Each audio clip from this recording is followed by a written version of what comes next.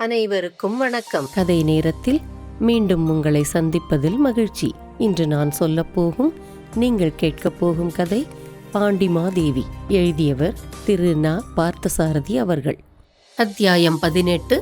தென்னவன் ஆபத்துதவிகள். இன்னவென்று புரியாத எண்ணங்களாலும் அந்த இரவின் இடையாற்று மங்கலம் மாளிகையில் நடந்த எதிர்பாராத சில நிகழ்ச்சிகளாலும் தளபதியின் உள்ளம் குழப்பமடைந்திருந்தது. நாராயணன் சேந்தன் ஏற்றி கொண்டு வந்து வைத்திருந்த சிறிய அகல் விளக்கு மங்கலாக எரிந்து கொண்டிருந்தது. அதன் ஒளியில் சேந்தனை பார்த்தான் தளபதி. சேந்தன் நன்றாக உறங்கிக் கொண்டிருந்தான். தளபதிக்கு உறக்கம் வரவில்லை. அங்கு இருப்பு கொள்ளவும் இல்லை. பயமும் கலவரமும் நிறைந்ததொரு உணர்வு அந்த இருளிலேயே அங்கிருந்து வெளியேறிவிடுமாறு அவனை தூண்டியது. விருந்தினர் மாளிகையிலிருந்து புறப்பட்டு பரளியாற்றின் கரையில் உள்ள படகுத்துறையை நோக்கி நடந்தான் அவன். துறைக்கு அருகே இருந்த குடிசையின் முகப்பில் யாரோ கட்டிலில் படுத்து தூங்கிக் கொண்டிருப்பதை தளபதி கண்டான். பக்கத்தில் நெருங்கி சென்று பார்த்தபோது படுத்திருப்பது படகோட்டி அம்பலவன் வேளாளன் என்று தெரிந்து கொள்ள முடிந்தது. தளபதி சுற்றுமுற்றும் பார்த்தான். தன்னை அப்போது அந்த நிசி வேளையில் இடையாற்று மங்கலம் தீவில் உள்ள யாருடைய விழிகளும் எந்த இடத்திலிருந்தும் பார்க்கவில்லை என்பதை உறுதி செய்து கொண்டான். மனதை திடப்படுத்திக் கொண்டு கரையோரத்து புன்னை மரத்தில் இழுத்து கட்டியிருந்த படகை ஓசைப்படாமல் அவிழ்த்தான். நல்ல வேளையாக துடுப்புகளையும் படகிலேயே வைத்துவிட்டு போயிருந்தான் வேளாளன். அப்போது பரளியாற்றில் கரை நிமிர ஓடிக்கொண்டிருந்த வெள்ளத்தின் வேகத்தை எதிர்த்து தன்னால் படகை செலுத்த முடியுமா என்று எண்ணி தயங்கிக் கொண்டிருக்கவில்லை அவன். கேவலம் ஒரு சாதாரண படகோட்டியான அம்பலவன் வேளாளனின் கைகளுக்குள்ள வன்மை புறத்தாய நாட்டின் மாபெரும் படைத்தலைவனின் கைகளுக்கு இல்லாமலா போய்விடும்? தளபதியின் கைகள் துடுப்பை வலித்தன. படகு அக்கறையை நோக்கி மெல்ல நகர்ந்தது. வெள்ளத்தின் வேகத்தையும் இழுப்பையும் சமாளிப்பது கடினமாகத்தான் இருந்தது. இளமையும் வளமையும் தோற்றமும் ஏற்றமும் உள்ள நூற்றுக்கணக்கான செந்நிற குதிரைகள் ஒரே திசையில் கால்கள் போனபடி தரிகெட்டு பாய்ந்து வெறிகொண்டு ஓடினால் என்ன வேகம் இருக்குமோ அந்த பயங்கர வேகத்தை தான் அப்போதைய பரளியாற்று வெள்ளத்துக்கு உவமை கூற வேண்டும். புறப்பட்ட இடத்திலிருந்து நேரே அம்பு பாய்வது போல் அக்கறைக்கு போக முடியவில்லை. வெள்ளத்தின் போக்கில் இழுபட்டு ஒரு புறமாக சாய்ந்து மெதுவாக சென்றது படகு. அவர்கள் வரும்போது இருந்ததை விட வெள்ளத்தின் வேகம் இப்போது அதிகரித்திருந்தது. தளபதி வல்லாளத்தேவன் அக்கறையை அடைந்த போது வெகு நேரமாகிவிட்டது. பொழுது விடுவதற்கு இன்னும் 4-5 நாழிகைகளே இருந்தன. நிலா ஒளி சற்று மங்கி இருந்தது. அங்கிருந்த மரம் ஒன்றில் படகை இழுத்து கட்டிவிட்டு கரையோரமாக நடந்து முன்னிரவில் தான் குதிரையை விட்டிருந்த மரத்தடியை அடைந்தான். பின்னிரவு நேரத்தின் குளிர்ந்த காற்றும் கரையோரத்து தாழம் புதர்களின் இருக்குமிடம் தெரியாமல் மலர்ந்திருந்த தாழம்பூக்களின் மனமும் சோர்ந்திருந்த தளபதி வல்லாளத்தேவனின் உடலுக்கும் மனதுக்கும் புத்துணர்ச்சி ஊட்டின. மரத்தடியில் அவன் குதிரை துவண்டு போய் படுத்திருந்தது. அந்த அமைதியான நேரத்தில் மரத்தடியில் ஆளரவம் கேட்டு கிளைகளை சரணடைந்திருந்த பறவைகள் சிறகுகளை அடித்தும் ஒலிகளை கிளப்பியும் தங்கள் புலப்படுத்தின. தளபதி குதிரையை தட்டி எழுப்பினான். குதிரை கனைத்துக் கொண்டே எழுந்து நின்று உடலை சிலிர்த்தது. ஓசை ஒலி அடங்கிய பேரமைதி செறிந்த அந்த பொழுதில் பயங்கரமாக பரளியாற்றங்கரை எங்கனும் எதிரொலித்தது அந்த கனைப்பொலி. சூழ்நிலை இருக்கிற விதத்தை பார்த்தால் இன்றும் இனிவரும் சில நாட்களிலும் புறத்தாய நாட்டு கோட்டையை சுற்றி மகாராணியாருக்கு என்னென்ன ஆபத்துகள் காத்திருக்குமோ. என்னை காட்டிலும் பொறுப்புள்ள பதவியும் அதிகாரங்களும் மகாமண்டலேஸ்வரருக்கு இருக்கலாம். ஆனால் பாதுகாப்பு குறைவினால் மகாராணியாருக்கு ஏதாவது நேர்ந்து விட்டால் அந்த பழியை தளபதியின் தலையில்தான் சுமத்துவார்கள். எதற்கும் நாம் முன்னெச்சரிக்கையாக இருந்து கொள்ள வேண்டும். இவ்வாறு தளபதி நினைத்தான். பின்பு ஒரு முடிவுக்கு வந்தவனாக குதிரையில் ஏறி புறப்பட்டான். குதிரை கோட்டாற்றில் உள்ள தென்திசை பெரும்படையின் கோட்டையை நோக்கி சென்றது. சாலையோரத்து மரப்பொந்துகளில் நெருப்பு கங்குகளை போன்று விழிகளை உருட்டிக்கொண்டு பதுங்கியிருந்த கோட்டான்கள் இடையிடையே எழுப்பிய குரூரமான ஒலிகள் தவிர முற்றிலும் அமைதியாக இருந்த அந்த நேரத்தில் குதிரை குளம்புகளின் ஒலி அளவாக வரிசையொத்து தொடர்ந்து ஒலிப்பது என்னவோ போலிருந்தது.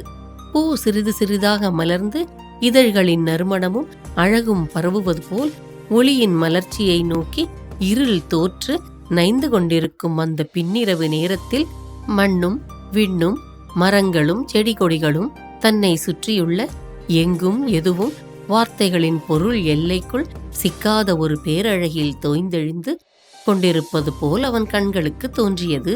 தென்பாண்டி நாட்டு படைத்தலைவனுக்கு வாள்முனையில் போரிடும் வீரச்சுவை ஒன்று மட்டும்தான் கைவந்த பழக்கம் என்பதில்லை. ஆண்மையும் பருவமும் பொறுப்பும் வந்த பின்பு கற்றுத் தெரிந்து கொண்ட சுவை அது. இரத்தத்தோடு இரத்தமாக, பழக்கத்தோடு பழக்கமாக தமிழ்ச்சுவையும் கவிச்சுவையும் பிறவிலேயே வல்லாளத்தேவனிடம் இயல்பாக அமைந்திருந்தன. எத்தகைய குழப்பமும் கலவரமும் தன்னையும் தன் பொறுப்பையும் சூழ்ந்திருந்தாலும் சுற்றுப்புறத்தின் அழகில் அந்த அழகு உண்டாக்கும் சிந்தனைகளில் தோயும் வழக்கம் மனப்பண்பால் அவனுக்கு இருந்தது. தளபதி கோட்டாற்றை அடைந்து படையிருப்பினுள் நுழையும் பொழுது கீழ்திசை வெளுத்துவிட்டது. விடிந்தும் விடியாததுமாக திடீரென்று தளபதி கோட்டைக்குள் வரவே அங்கிருந்த பலவகை படைகளையும் சேர்ந்த ஆயிரக்கணக்கான வீரர்கள் பரபரப்புக்குள்ளானார்கள். என்னவோ ஏதோ படைத்தலைவருட திடீர் வருகையின் விளைவு யாதாயிருக்குமோ என்று வீரர்கள் தங்களுக்குள் மெதுவாக பேசிக்கொண்டனர். 4 வகை பெரும் படைகளும் ஆயுத சாலைகளும் யானைகளும் குதிரைகளும் வரிசை வரிசையாக கட்டப்பட்டிருந்த கொட்டங்களும் நிறைந்த அப்பெரிய கோட்டையில் மிகச் சில வினாடிகளுக்குள் ஒரு புதிய சுறுசுறுப்பு பரவிவிட்டது. எதையோ எதிர்பார்த்து ஆவலோடு துடித்து நிற்கும் எழுச்சி ஏற்பட்டிருந்தது. தளபதியின் கீழுள்ள படையணிகளில் தலைவர்கள் எல்லாம் விழிப்பும் தாக்கமும் ஒன்றோடொன்று போரிடும் சோர்ந்த கண்களோடு ஓடோடி வந்து அவனை வரவேற்றனர். அவனது கட்டளையை எதிர்நோக்கி கை கட்டி காத்து நின்றனர் அவர்கள். தளபதியின் கண்கள் அவர்களுள் யாரோ ஒருவரை மட்டும் குறிப்பிட்டு தேடுவது போல் சுழன்றன.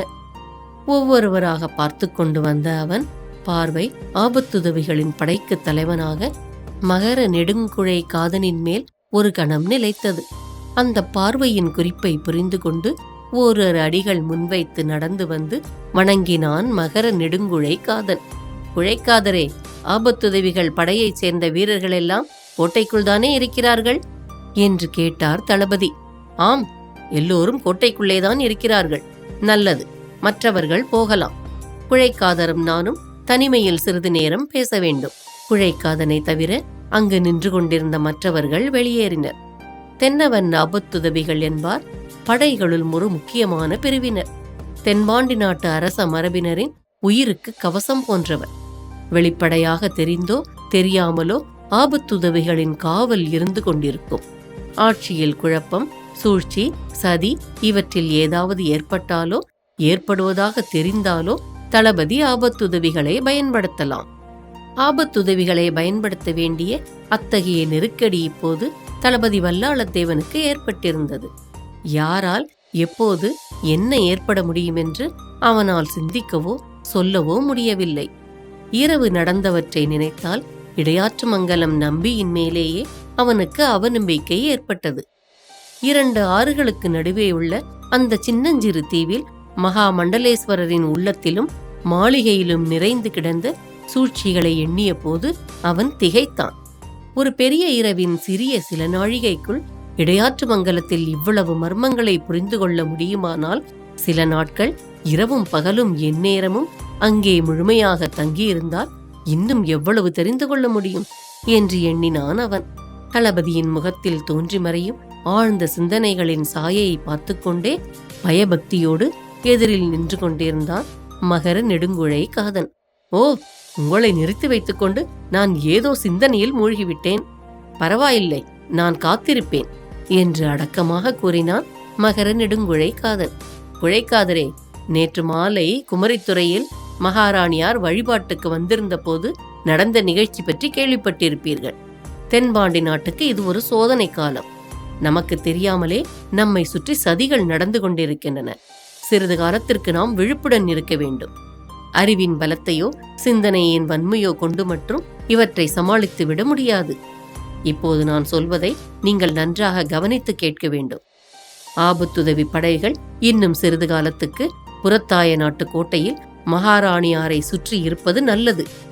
கூடிய விரைவில் இந்த பாதுகாப்பு ஏற்பாடு வெளியில் அதிகம் பரவி தெரிந்து விடாமல் பார்த்து கொள்ள வேண்டும். மகாராணியாரை சுற்றியோ அல்லது கோட்டை பகுதிகளிலோ சந்தேகத்திற்குரிய ஆட்கள் யார் நடமாடினாலும் கண்காணித்து எனக்கு தகவல் அனுப்ப வேண்டும். இப்போதே ஆபத்துதவிகளோடு புறப்படுகிறேன். புறப்படுவது சரி. இன்றைக்கு அங்கே தென்மாண்டி மண்டல கூற்றத் தலைவர்களின் கூட்டம் நடைபெறுகிறது. அதற்காக இடையாற்று மங்கலம் நம்பி அங்கு வர இருக்கிறார். அவர் போய் சேருவதற்கு முன்பே நீங்களும் ஆபத்துதவி படைகளும் அங்கே போய் சேர்ந்துவிட வேண்டும். அப்படியே செய்கிறோம். இடையாற்று மங்கலம் நம்பி இன்று அல்லது நாளை வரையில் அரண்மனையில் தங்குவார். நீங்கள் முடிந்த மட்டில் அவருடைய பார்வையில் தென்படாமல் இருக்கவே முயலுங்கள். எங்களால் இயன்றவரை அவருடைய கவனத்துக்கு ஆளாகாமலே இருக்க முயல்கிறோம். நீங்கள் புறப்படலாம். தாமதம் செய்யாதீர்கள்.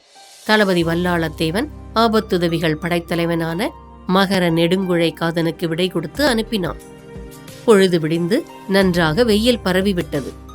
அங்கேயே நீராடிவிட்டு காலை கடன்களை முடித்துக்கொண்டு கூற்றத்தலைவர் கூட்டத்தில் கலந்து கொள்வதற்காக தானும் கோட்டைக்கு புறப்பட்டு செல்ல நினைத்தான் அவன். இவ்வாறு நினைத்துக்கொண்டே படைக்குடியிருப்பின் வாயுப்புறமாக வந்து மேற்கே சாலையில் ஆபத்துதவி படைகள் அணிவகுத்து கோட்டைக்கு புறப்பட்டு கொண்டிருப்பதை பார்த்தான். படைத்தலைவன் மகர நெடுங்குழைக்காதன் புறப்படுவதற்கு முன்னால் இறுதியாக தளபதி வல்லாளத்தேவனுக்கு வணக்கம் செலுத்தி மரியாதை செய்தான். நீங்கள் போகலாம், நான் கூட இன்னும் சிறிது நேரத்தில் அங்கு வருவேன் என்று சொல்லி அனுப்புவதற்காக தளபதி வாய் திறந்தபோது கீழ்ப்புறம் இடையாற்று மங்கலத்து கிளை வழியில் குதிரை வரும் ஒலி கேட்டது. வல்லாளத்தேவன் வியப்போடு திரும்பி பார்த்தான். குதிரை மேல் வந்து கொண்டிருந்த வீரன் அவர்களை நோக்கித்தான் வருவது போல் தெரிந்தது. நீங்கள் புறப்படுங்கள், தாமதிக்க வேண்டாம் என்று குழைக்காதரை துரிதப்படுத்தினான் தளபதி. யாரோ வருகிறார் போலிருக்கிறதே என்று சொல்லி தயங்கினான் குழைக்காதன். வரட்டும், நான் பார்த்து விசாரித்துக் கொள்கிறேன். நீங்கள் நிற்கக்கூடாது, உடனே புறப்பட்டு விடுங்கள். தளபதியின் குரலிலிருந்த அவசரத்தை புரிந்து கொண்டு குழைக்காதன் படைகளுடன் கிளம்பினான்.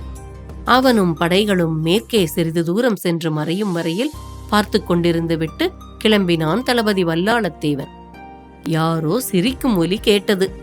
என்ன தளபதி, ஆபத்துதவிகளை அனுப்பியாயிற்றல்லவா என்று கேலியாக சிரித்துக்கொண்டே கேட்டவாறு குதிரையிலிருந்து இறங்கினான் நாராயணன்.